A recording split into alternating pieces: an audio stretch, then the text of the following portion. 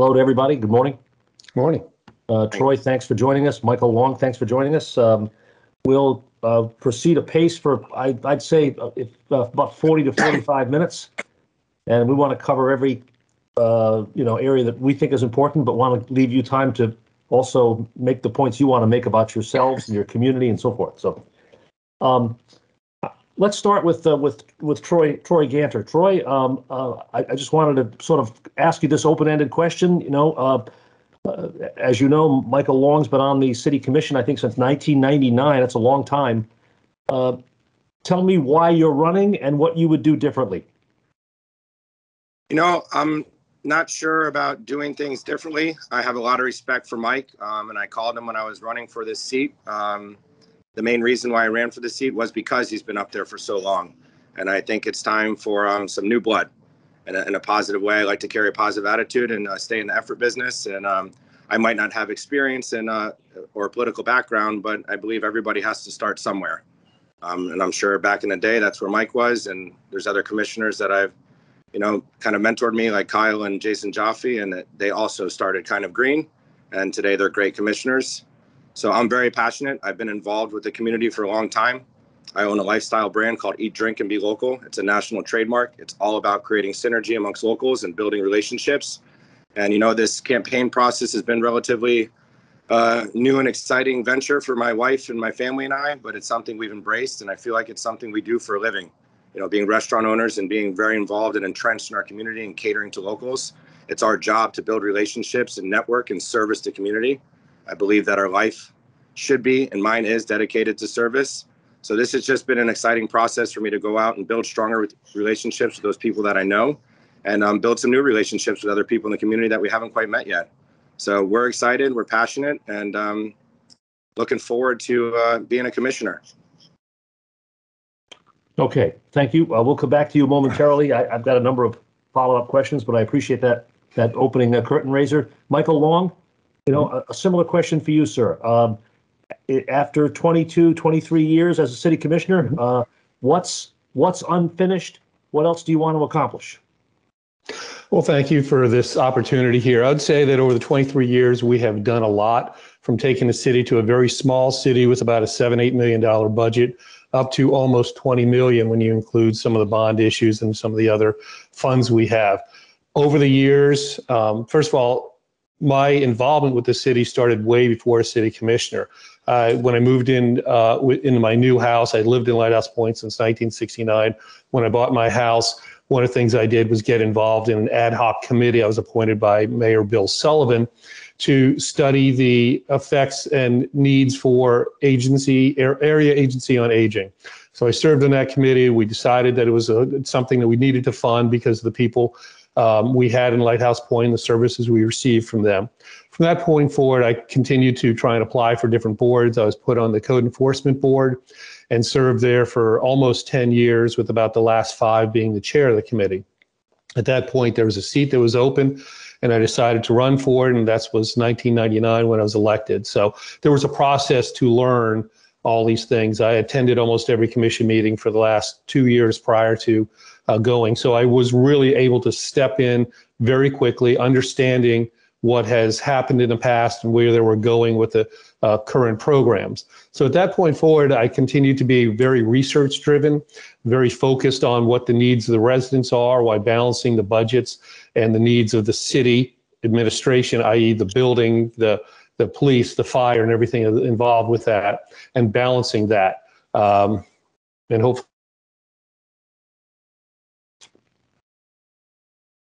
that over the years, I've gotten more knowledgeable about the depth of government and how it works, not only in the county level, city level, state level, but everywhere in between. So we do our best to try and keep a cap on our cost, being fiscally conservative.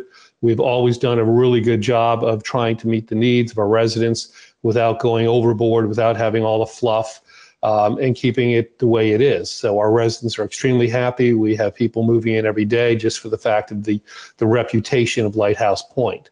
Moving forward, I see a huge need of continued infrastructure. That's something that has happened since the day we started and will continue to grow with that. So the biggest ones we have now is obviously some bridge work. We are looking at the resiliency issues associated with the king tides and the higher tides with climate change. That deals with everything from our canals to our seawalls to our building heights to stormwater. Okay, let me ask a quick follow-up question. Yeah, you kind of touched on it a little bit, but specifically, what are the greatest infrastructure needs in the community? I think looking forward, what we're touching on now is the resiliency piece. As I said, most people look at or parts of like stormwater as being a separate piece, or our seawalls as a separate piece. And it really kind of comes all together when you start looking at the issues we have with high tides. It's affecting our city very greatly on a residential level, but also on a citywide level of our areas that we have with seawalls. There's an increased surge in the tidal movement, so we're getting more erosion on our canals. We're getting bigger silt, bigger movement of the silt that comes off our stormwater. We have during high tides no place for our stormwater to go. We have seawall issues because the constant battering and erosion. So these are all issues that come together with that. We do know there's resiliency dollars out there. We had hired GSG, I believe it is, GSS, to move that forward, to get that infrastructure plan so that we can start seeking solutions and funding for that moving forward. Okay. So that I would say is one big piece of it. Troy, Mike Long just indicated that prior to getting elected to the city commission, he said he served about 10 years on the city's code enforcement board. I wanted to ask you what experience you've had, at the non-elected city advisory board level serving the community. Well, those, as mentioned, I think you mentioned one of them was a committee, so I don't know if that was appointed or you volunteered for it, but I would love to volunteer for a committee, maybe the Parks and Rec, because I do a lot for the youth and the programs here I coach, and I'm very involved with athletics at the parks. But I don't know if I would be a great asset to any of the boards. Maybe the community appearance board, since I've been operating a business here. My parents started in 1976. I don't know if I was born or conceived in that restaurant, but I've been working there forever. And I'm not sure what asset I would be to one of those boards because I don't have that unique talent. But I do think I have the talents to be a strong team player on the board. And that's why I got attracted to running for commission. I sit on a couple other boards, and I find it fascinating to surround yourself by great people and how important it is for each person to have unique traits and fascinations. And that's what mine is. My fascination traits are passion, power, and my dormant is mystique. I wear my heart on my sleeve. I say how it is, and I'm very transparent. And I think that's something that we're lacking. And I don't want to come out and be negative. I tried to be extremely positive. As mentioned, we only have control over attitude and effort. But I think we can do a better job, and that shouldn't be attacking the city. I think we live in the greatest city, but I think there's always room for progress. Coming from a business owner, our business is built on systems, and I feel like we need strong systems. The commission has talked about a master plan for a long time, and we don't really have that. We have like a 5-year CIP plan, which is great and based on infrastructure. But we need a strong plan so we can hold each other accountable. The residents can hold the commission accountable. The commission can hold the mayor accountable. I think it's on the agenda for the next commission meeting, but you need a strong plan. What's going on in the next year, the 3rd year, the 5th year, the 10th year, and moving forward, so there can be an accountability. So that transparency and accountability, I think, is a big component that we can do much better on. And from running a business, my business is now managed by 5 women. I'm very proud to say that. My business is growing without the hands-on touch of my father and I, because we've empowered people and we focus on systems, not emotions. And I just believe there's some complacency here now. Like Mike said, he's been up there for almost a quarter of a century, and then we now have term limits for 12 years. So I'm not even sure why he would still want to run. Maybe there is some things to do, but if you haven't done it in 23 years, I feel like it's time to move over and let somebody new, some fresh ideas, some new eyes on there. So I'm excited. Okay. The restaurant that you're so closely identified with, that's in the city. Is that in the city limits of Lighthouse Point? Yeah, my parents and my grandmother started Seafood World in 1976. It's in Lighthouse Point on Highway. We've been in the Main Street shopping plaza, and my wife and I opened up Papa's Raw Bar about 9 years ago. Through COVID, we went from 126 employees down to 14. And I'm very proud that we had systems and philosophies in place that we focus on opportunity. No matter what happens, We've even gone from not using the word problem to challenge. And no matter what happens, we always look for the learning experience. And we were presented with a lot of challenges during COVID. And thank God we live in Florida, and because it would be tough in other states. But we moved through that. We evolved, we pivot, and we make great decisions. And during that time, we took that opportunity to grow and learn. Today, we're back to 85 employees. We make less revenue. Cost of goods are up, labor's up, and here we are, more profitable than we've ever been. And I think that's important. But we had to surrender, let go, make that pivot, and empower people with strong systems. And I think I can bring that to the table to help our team row in the same direction. I don't think one power to change. Let me interject with a question, and I apologize for interrupting. I just want to keep things going. I could talk today. I understand. That's good. This is an interesting thing, a unique thing. Well, not unique, but important. You're a business owner in the city that you're aspiring to be an elected official in. So tell us briefly, what is it like to have to go through city regulation, occupational license, permitting, any of those things? What's it been like for you? It's troublesome. We do have the support of the commission and the mayor, which has been nice, but it's cumbersome. I know our building department is a big topic, and talk about systems. They don't have those systems. We're kind of in a dinosaur age where everything's still, not to be negative, but almost, paper and pen. And we do have an electronic process to submit an application at the building department. But after that, it's all back to old school methods. And we need technology. And they don't have the space for it, and we don't have the funding right now, but we can get creative and get the funding. It'd be a great idea to move the building department and the code enforcement over to the old fire station, so they have room for growth. A lot of people say we don't need to grow in Lighthouse Point, but there's still room for growth. A lot of people want to renovate. I've been in that plaza since I was born, like I said, and the plaza is terrible. A lot of our storefront plazas are terrible. The codes are difficult to deal with.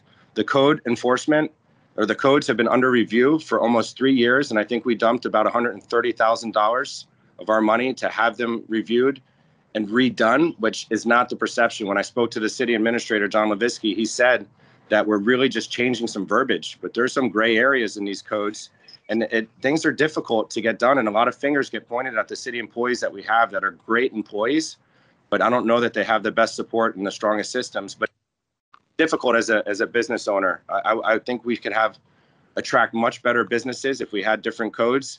I think our plazas should look much nicer. We have this brand new fire station going up, and the rest of our plazas kind of look like garbage. The entranceways, there's potholes on the streets. Our streets need to be repaved. We pay a lot of attention to the things that happen underground, but what about above the ground? And I know we just got in some serious funding that there's 600 pages to read, and the commissioners and mayors are doing their due diligence, and it's a lot of work. But hopefully that's going to go towards our streets and sidewalks, and we've done a great job keeping our city safe. But as a local business owner, I think I would be an asset to the team. I know Patty's running too, and she has a local business and been in the city for a long time. But I don't know that a city should be run like a business, but I think having a business owner or two on board would be very beneficial. Okay. All right. Mike Long, I heard strongly from Troy. He used the word complacency, that a sense of complacency has crept into the city. And I have to say, on behalf of my colleague Dan Sweeney and Julie Anderson, this theme has come up in the other interviews we've done with other candidates. This has come up repeatedly. And you have been there a long time. So I'd like you to address specifically, is Troy Ganter right that there's this sense of complacency and stagnation in Lighthouse Point? Well, I'll disagree with that.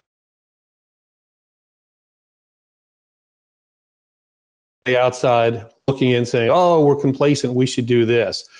There's a lot of issues that we deal with on an everyday basis. The issues that we've dealt with in 1999, that we dealt with in 1956, it continues to change and grow and evolve. And we deal with those issues. As Troy had talked about the master plan, and I really thank him for that, because it was my idea to say, look, we've called for master planning before. Most of it was just done on simple infrastructure. From the budgetary point of view, I have asked, and that's why we have the meeting next in 2 weeks, to really focus on, let's go deeper with that, because there's more issues than just bridge repair, our normal maintenance for paving, our issues dealing with be it sidewalks and other areas. And I said, let's look at this thing a little more holistically, a little deeper. And when we talk about having a new fire station, when we have a new community center, what type of programming are we going to have in there? What are the costs? What's the staffing involved in that? Let's plan this out. Is what's going to be in year one? What's going to be year two as we move down the line? So we don't get surprises. From a complacency point of view, we have, in the last few years, we've rebuilt 2 bridges. We've gotten a bond issue to move forward with a community center and a redevelopment of Dan Witt Park, which includes pickleball courts, new ball fields, and other things. We have the fire station, of course. We have an expansion of the library, which was all part of the bond issues that we moved forward. Those are huge projects. That's in addition to all the other programming that we have going on. We dealt with COVID in a very positive way. As Troy had said, that, a lot of our businesses got hit. We immediately looked at what we could do to help. And everything from the simplest thing from signage saying, eat local, buy local, to allowing outdoor seating and parking lots, which normally would have been reserved just for that. And Troy was one that was very active in getting a very large tent up in his parking lot and having live bands and everything else. Wasn't exactly what we wanted as a city when we allowed this, but we let it go because we knew it was best for our business owners. When you're addressing the programs, or the private, and when we do look at something from the landscaping point of view, from the redevelopment of different programs, one of the things I've been talking about and continue to talk about is that we need to start looking at some of our policies and regulations associated with those small businesses, with the parking, because things have changed. I mean, what used to be the need for a small retail shop having X amount of parking spots per square foot of retail space has changed. We have a lot more online service. And in fact, Troy has online programs as well, or just drive in and have, pre-order a thing. So there's a lot of change that's happened, and that's what we're moving forward with. I think there's a lot of issues with that. All right. Very Steve, quickly, can a persistent source of criticism from candidates in terms of a lack of technological expertise is the building department specifically. What's going on there, and what should you be doing differently? Well, one of the plans that I've had, we've talked about, and this is going to be up for review as well, is with the building department, it has slowly gotten busier and busier. It's not this overnight change, but now we're seeing that came in there and started building a lot of houses that were known by the Sun Sentinel as McMansions. We worked on the development code to get that going. And then from the building department, one of the things that we've been left behind on is technology that Troy had touched on. The technology piece is that at this point, we can go online and do some permitting application. But for the most part, you have to come in, bring your paperwork, bring unbelievable amounts of paperwork. And if you're a contractor trying to build a new house, you have probably about a foot high of paperwork being done. This should be digitized. The other piece with the storage is that we are saving all this stuff, and that needs to be digitized as well. I would look at it as a 3-phase program. As one is getting the technology to move forward with much more robust permitting online, that you can submit your documents online. Reason for that is not only from a storage perspective, but as it works now, we have our plan reviewers that typically will take the package and either take it back to their office or take it home to work at night, and things can get lost. Here it stays resident in the cloud. We can access it any place, anytime, and we're not going to have loss. From the storage perspective, obviously digitize is going to be better. And my suggestion is let's hire a bunch of high school kids to see if they want to start scanning some of these older documents. Okay. And I could just touch on one thing about the firehouse. We are getting a new firehouse, but the problem we have with the firehouse is that it's had mold problems. It continues to just leak. We have roof issues. It would not be a safer or logical spot to put that. Okay. Troy, I'll just briefly give you the chance to respond to anything you just heard there. Yeah, it kind of worries me when they say that the fire station is unsafe, and they've been saying that, and we should demolish it for a parking lot. We do not need more parking on that campus there. It's a beautiful area. And if it's so unsafe, why in God's name do we have our firefighters in there right now? And when I talked to the city manager or the city administrator and you talk to the firefighters, that is a solid concrete building. They were going to retrofit that for the new fire station and spend a lot of money. Instead, they built a new one. And for not a minimal amount of money, but for the right amount of money, that can be retrofitted into a beautiful building. When you go down and you talk to the building department, not only are they shocked to see me there because none of the other commissioners like to visit them, and people want to hang them for what they do in the city. I think it's terrible to look at that. We need to focus on the systems. They don't have the technology to do what they need to do. And they also said that even if we spent the $400,000 plus to get this technology, they don't have the room for it. Their new hire is now working almost in a closet space. So they need that space. If we were to take the building department and the code enforcement, that would create more room for the police department. We could move that over to a building and let them grow. The fact that people are saying that we don't need to grow in Lighthouse Point, you have people who don't want to build in Lighthouse Point. The idea would be to get a committee, get involved, create synergy, get almost an advisory group together of builders, realtors, contractors, architects, engineers, bring them to the building department, find out what's going on in other cities, and come with solutions. What is going to make us stronger here? What is it going to make it easier to renovate and easier to build? Some people have no problem with their building department, and a lot of people have huge problems with their building department. And before we start getting emotional and pointing our fingers at people, we need to give them the technology. And I don't know how they're going to get this technology and space for it in the small building that they're at. I think this is a home run for everybody to move them across the street. I think the city administrator's on the same page, and him and the mayor have been talking about it and want to present it. And that would help everybody. It would give more space for the police department, create room. And then once they have the systems, you can sit and figure out, do they need more help? Do we need to get new people in there? But I think it's unfair to point your fingers at any people and be emotional right now. And the fire station, some people love that it's being built. Some people think we spent our money in the wrong way. I'm a big fan for it. I love our police and fire department. I'm happy to be endorsed by both of them. I think they're looking for change too, and it's exciting. It shouldn't be a negative thing. And there's some things in there. Why do we have this new fire station? The whole second floor is for EOS and office for the mayor. And God bless the mayor. Love him, respect him. But you have a couple big offices up there in all EOS. They're still going to be in bunk beds. There is still no gym in there. And quite frankly, I heard that they were told since there was no gym in the old one, they can get by without the new one. They're using the gym in the fire and the police department right now. That's not convenient. They were banned from that gym for a while because COVID was spreading. So They couldn't even so there's some things. We do a great job. We live in a great city, but I always feel like we can make better decisions. And sometimes we don't. Thank you very much. Mike Long, very, very quickly, I have to bring this up.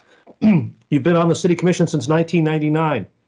Why does a challenger, Troy Ganter, why does he have the support of the police and firefighters?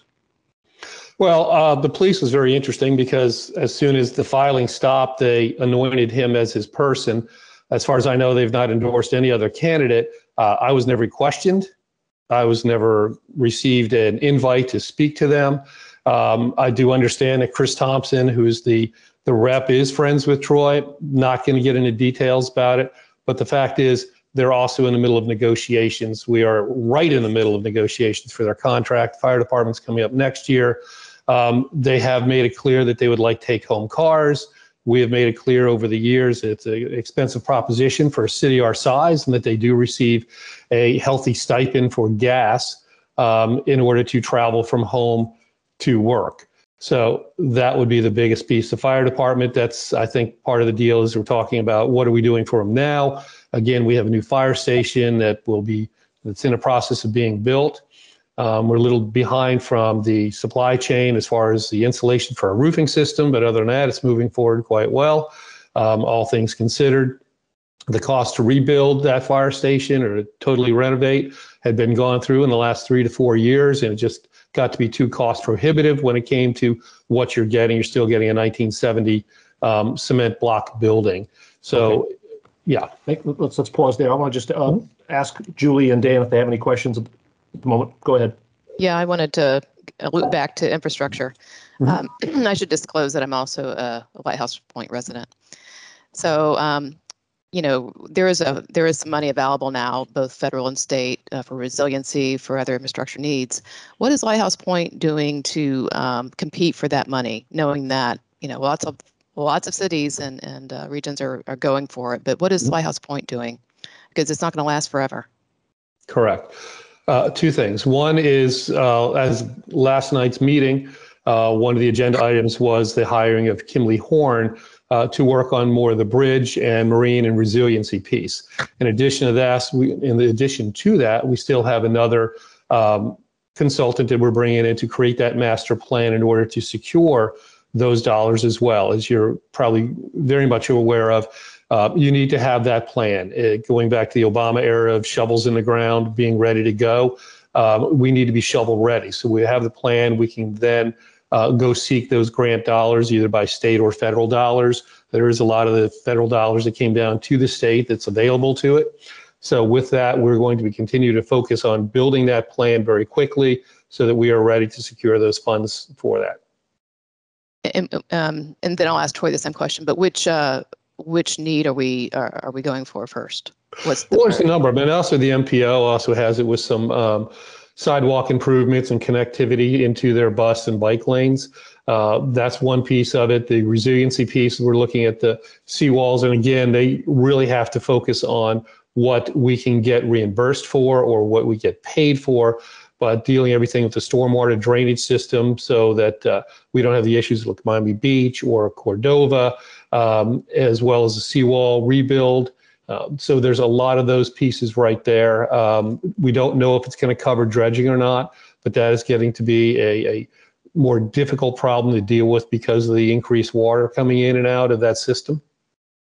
Troy, what do you think what Lighthouse Point should be doing to get that to compete for that infrastructure money, and what should the priority be? You're on mute. You're on mute. You hear me? Yes. Yeah, I know we just got some of that funding in. There was $5.6 million coming away. I think half of it came in. I've talked with the local representatives that we have here that live, Chippewa. We have a senator that lives here, and the story is that they're not really utilized, and that's their job. When we talk about being the third lowest millage in Broward County, I'm not. Does that mean a lot? Knowing that Broward County is not very fiscally conservative, and maybe we could be number 2 or number 1. And there's a lot of ways that we can bring money back to our city, and we're not using our state representatives. That's quoted from them. We need to get out there and use them. I don't know if it's egos or what's going on, but that's their job. I think we could do a much better job bringing money back into here and getting more grants. We used grants in the past to build a covert. That's a huge example. When a covert wasn't the option, and then you sit there at the meetings and they say that it was never an idea and it wasn't passed. But meanwhile, they had to go get that money from Broward and bring it in from the county, and they did want to do it. So now that it's not an idea, and now we hired another consulting company, which is great. I'm glad we hired experts to do the job, but they're apparently going to review whether a covert's a good idea or not. And there's just so much confusion. We did build a new bridge, but it took 2 years. There's so many things that, I don't know that we hire the best people for the job. We have a great city engineer. The guy comes in my restaurant all the time. I went to school with their kids. Great people, but sometimes we need to use better resources. I don't know that we're efficient at using all the resources we have at our fingertips. And this is what's great. I have great relationships, and I believe in empower people and getting help. Getting help is a great thing. It's how you grow. And we need more of that in our city. So there's a lot of money out there, and we could do a much better job at bringing it to our city. And it would definitely help us grow. Master plan will be a big part of it. Where's the money coming from? What's going on? Let the residents know about it so we can have more accountability. Okay. Dan, you had your hand up. Yeah, Commissioner Long, what about that? Something that Troy mentioned has come up in another interview we did for a Lighthouse Point City Commission meeting too, which is the fact that Broward County only has one Republican that they send up to the State House, and that Republican lives in your city. And that's significant because, as we all know here, Democrats are something of an afterthought in Tallahassee. It's a completely Republican-dominated atmosphere. So you have the one Republican from Broward actually lives in your city, and Troy just said there's not a lot of outreach to him, and that's not the first time we've heard that in one of these interviews. Why hasn't the commission done more to reach out to its state representative for projects and road projects and water projects, or is that a fair assessment? Well, I can't speak to what the mayor and city administration is doing with Chip and what Chip is doing with us. I mean, I have normal conversations with Chip on when he's out of session on a fairly regular basis, at least once a month. He's been a friend of mine since we served on the commission together. I think Chip is doing a good job. He does have certain focuses. A lot of it is dealing with the coastal resiliency piece, more of the beaches. And of course, he ran the name, image, and likeness piece through. That's been his thing. When it comes to some of the funding we get, we make sure he's aware that we're looking for it. Whether there's a huge drive for him to push it, I don't know. And again, I can't speak with him on that or speak to him on that. Okay, I have one other quick question for you. You mentioned earlier, and you also mentioned it on your questionnaire. I'll quote from the questionnaire. You said, as part of an ongoing review of our code of ordinances, seek ways to provide relief from our business zone properties whose business models have changed that may impact parking and space requirements. And you mentioned something similar to that when we were talking earlier. I just wanted to ask you, are you talking about specific businesses here? Are there members of your business community that are coming to you and saying this needs to be updated? What exactly are you referencing here when you kind of some of the general terms here? Bigger issues that we have is when we look at trying to redevelop properties, or business comes in saying, I'd love to do business in our city, but this is what we have from parking on this parcel that we're looking at. Will you change this in any way? And again, that has to be a larger process of looking at and creating the process of saying, look, do these numbers make sense? Do we need 34 parking spots for this store because back in 1965, this is how the business model was? Things have changed, obviously, with online buying, with more pickup. There's a lot of things from COVID have come out that we're probably not going to go back on. The ability for restaurants to do takeout a lot more efficiently than they've done in the past can provide for greater opportunities for that. One of the big issues we have on the federal highway corridor is we have aging businesses whose parking has been taken back over the years with the expansion of federal highway, the increase in curbing, the increase in the sidewalks and landscaping. So where it might have been an entire row along that of full-size parking, we don't have that anymore. So it really does limit. And Troy is even looking at his plaza. He's one of the ones that had been cut back over the years. So it affects everybody, and especially when we look at trying to bring new businesses in that want to put in someplace along federal highway. So there are limitations that we have, and we need to look at that to see what we can do, from shared parking agreements that are more automatic rather than going through the commission and commission and commission. Let's move this thing and make sense. You get back to the common sense approach of what's best for the businesses, what's best for our residents, what's best for the people who want to use this service. Is it too difficult to start a business in Lighthouse Point right now? Can you not realistically start a new business in Lighthouse Point the way you could in, say, Pompano or other cities, that touch on yours? I can't really touch on that because I've heard, complaints from every city I've ever worked in or dealt with. I think everybody says things are difficult. It can be done. I think our limitations are we don't have a lot of retail space or what I'd say the business district. It's very small, mostly along Federal Highway, a couple of the interior sections as you move in just off of Federal Highway. There's just not a lot there. And they're older complexes. So in order to rebuild them, you're looking at different building codes than was originally designed back in the 50s or 60s. You mentioned on your questionnaire that one of the advantages to Lighthouse Point is the low millage rate. One of the things we've been talking about a lot today is the crumbling infrastructure. Do you see a relation between those two things? Do you say crumbling infrastructure? Well, I've constantly heard, not just here, but in the last couple of days, multiple bridges that desperately need repair, and massive other amounts of projects that need redoing. Troy just earlier talked about all the potholes in the roads. And if I would love for Troy. Go ahead. Again, crumbling, I think, is a very strong word there. All our bridges are safe. They go through normal routine maintenance and review. They get graded, as you know, through the state. Once it gets to a certain level, then there's dollars that can be available for that. That's how we've been able to use state and federal dollars, county dollars as well, because of the way it flows through to build 4 bridges. that I think is important to realize that when we keep our millage rates low, which our people are extremely happy with, because keep in mind, that's only one part of their bill when they get their tax bill. Everybody else is going up, and we have been successful because, one, our ad valorem taxes are usually increasing each year based on the value of our property. So we have strong properties that continue to improve.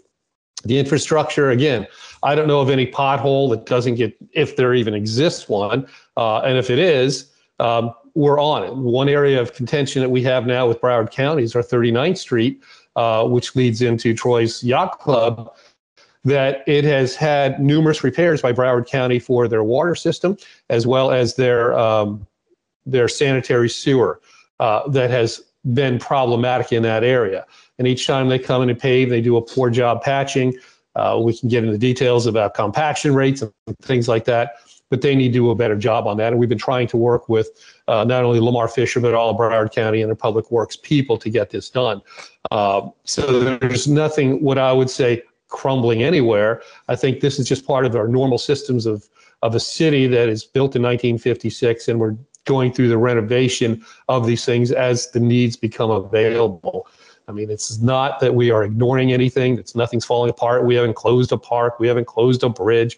We have had none of those issues, and we will continue to never have those problems. We are very proactive with our maintenance programs. Okay, Okay, thank you. Yeah. I want to just jump in and give Troy Ganter one more bite of the apple on this subject. Troy, I just heard Mike Long say he's not aware of any potholes in the city, and if there is one, it's fixed immediately. But I also heard you say that the shopping plazas in Lighthouse Point, quote, look like garbage. You said that earlier in this discussion. So tell us. I can shine a light on this. There's a lot of issues with our roads. I've asked around. Nobody can even tell us when the last time that they've been repaved. And I know it can't all be done at once, but it should be part of our master plan as to a timeline when they're going to get done. Let's redo the roads. Let's redo the sidewalks. They plant these trees here that are uprooted sidewalks that my kids trip on. It's hard to walk on.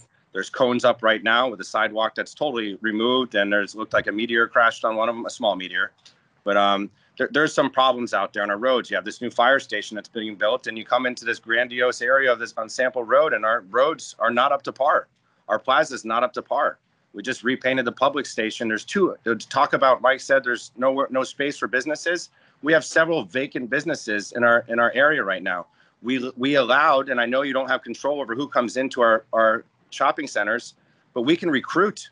There's a lot that's been empty for so long that now there's a double motel going in there. That is terrible. And I don't mean to discriminate, but it's not what we need in Lighthouse Point. We're not on the beach. We're not a touristy town. We could have done so many other things to recruit, got more involved and bringing some local synergy, some mom and pop stuff in there. And even though it's an awkward property, the fact that we have motels coming in there, and at the commission meeting, not one commissioner knew about it except for Jason Jaffe. And this is already at DRC. This is terrible. So now we need to look at things as, can we apply like a sunshine tax or something to elevate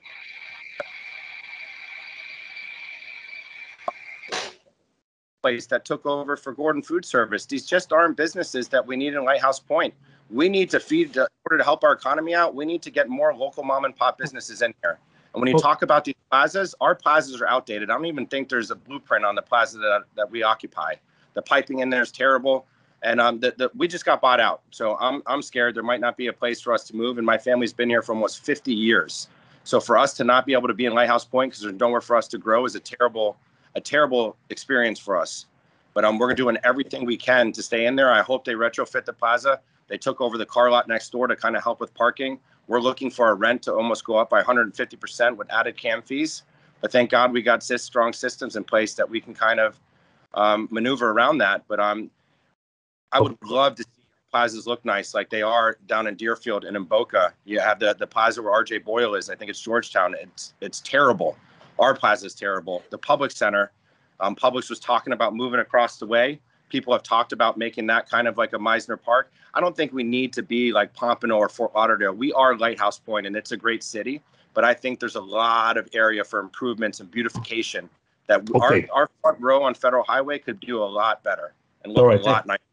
Thank you very much. On the time we have remaining, I do want to turn to Mike Long with this question. Mike, this hotel on Federal Highway, is it a foregone conclusion And is Troy correct that this was sort of, this appeared sort of, blindsided the city commissioners a little bit? I don't believe it's a foregone conclusion. I believe that we received very little knowledge of it other than an article in a magazine. At the time, they had, I think, the family from, I believe, New York had purchased the lot and was trying to look into building a hotel. As far as where we are now, it's going through development review. There are a lot of issues with it. As you know, it's been zoned as part of an overall package that would allow for a hotel. It's really impossible in the state of Florida unless the owner comes to us to rezone something down so that we would be prohibiting some of the pieces that had previously been there. So the issue is it stands now, it's a very unique lot where it's not that much frontage, but it goes very deep. It borders vintage property, which is townhouses and a condominium. So what they're trying to fit in there is a hotel with a parking structure, a pool, and we're not even sure if we'd be able to get a fire truck in there in order to service the area. That's just part of the problems that they have. So going through the process, we have asked to be more involved with it. Typically, commissioners will receive the information later on because you have staff working on it. We have asked to try and speed this up because it's not a desirable development.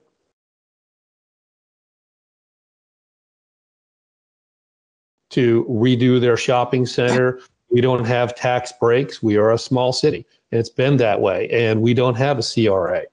So when you start talking about private individual businesses, we can obviously focus on things such as landscaping and code enforcement for different areas, the community appearance board. We don't have a lot of control of saying, Publix, you can't leave. The shopping center that he was referring to was dealing with the Venetian Isles, that they're still going back and forth as trying to redevelop that property. It has a post office there. It has the Red Fox restaurant. It has the Publix, which has been the anchor store since day one. So while paint is nice, it still doesn't answer the problems of how we continue to move it forward with better parking, better landscaping. These are things that we try and encourage and work with on a daily basis. But the hotel is something we do not really want. I've been very vocal about it. And again, I'm one vote, but I would think that as we move forward, you're going to hear more and more about it. And people just do not want it. It's not a great fit for our community. Pardon me, very quickly, is there something the city can do legally to stop it? Very limited other than control through the development piece. They are allowed as a property owner in a zoned area to attempt to build one. It still has to meet our development codes. And that would be, egress, ingress, the ability to have fire trucks in areas like that, height limitations that every other part of the city has to deal with as well. So it would be through our development codes. Let me, as the opinion editor, let me do this. We've been talking for a good 45 minutes and we've covered a lot of ground, and I everybody's got a busy schedule. So if it's okay, I'm going to ask each of you to make sort of a closing wrap-up statement. Anything we haven't touched on that you want to highlight. I'm available anytime to speak to either of you by phone about anything that is unresolved or that needs clarification. And I'll make sure you have my number, but you have it on the questionnaire application. Let's begin with you, Troy Ganter. I'll give you 2 minutes to sort of make a closing statement. Yeah, thank you for the opportunity. Appreciate you guys. Since you are the Sun Sentinel, maybe you could help me spread the word. I'd like to go on record that I am not friends with people at the police department. I've been feeding them for a long time from a restaurant. We do everything we can to support them through COVID. And as of recent, they're backing me because they believe in me. I went out and sought them. And that's what I plan to do in this community, is put myself out there. I don't wait for people to come to me. It's been mentioned that this isn't a good idea for me to run for commission. I don't take that as a threat. I take it as motivation. My lack of political experience is a good thing because most politicians have a bad reputation. So I'm excited to service this community. It's also been brought up that Mike mentioned it's my yacht club. I don't even know what that means. I'm the Commodore at the yacht club. I got that position because I complained so much. I didn't agree with the way the owner came in and was a hotshot, and we don't see eye to eye. But I think the club is a huge part of the community. I don't, just a paid member, I don't receive any finances from them. It's all volunteer work, and I bust my butt for there. I sit on a board, and it's fascinating to surround yourself by a great group of people. I don't benefit from any of the money that's made there, nor do I intend on ever making any money there. And if it were ever a problem, because Mike brought this up in the commission meeting last night, where I think it's a terrible idea to campaign in the chambers, but he brought up in a meeting that the future commissioners could change the way that things are. And I want to go on record by saying, if the city or my teammates, if I make commission, think it's a bad idea and I need to recuse myself for any topics about the Lighthouse Point Yacht Club, I have no problem doing that, because I am first and foremost passionate about our city and will make every decision best for our city. And I just wanted to go on record with that should not be used against me. I put a lot of effort into this community. My family's been doing it since 1976. I've only lived here for 11 years, but I have a lifestyle brand that's built on synergy and relationships. And that's what I bring to the table, is a lot of passion and a hell of a lot of effort. Okay. Thank you so much. Best of luck to you, Troy. I appreciate you participating this morning. Mike Long, 2 minutes. Okay, thank you. Once again, I grew up in this city. I've been a commissioner for a long time, that's true. But that comes with experience. It comes with learning. It comes with the ability to understand what the city can and cannot do based on laws given to us many times by the state of Florida now is pulling away home rule. So if we had 5 hours, we could go in depth on some of the subjects of why the city has not, or any other city has not done some of the things that Troy would like us to do. What we're trying to do is move this thing, continue to go forward, to continue to take care of our bridges, to continue to take care of our roads, to deal with our surrounding areas such as Broward County and Pompano Beach that supply our utilities. We have to build this relationship each and every day, and we have been.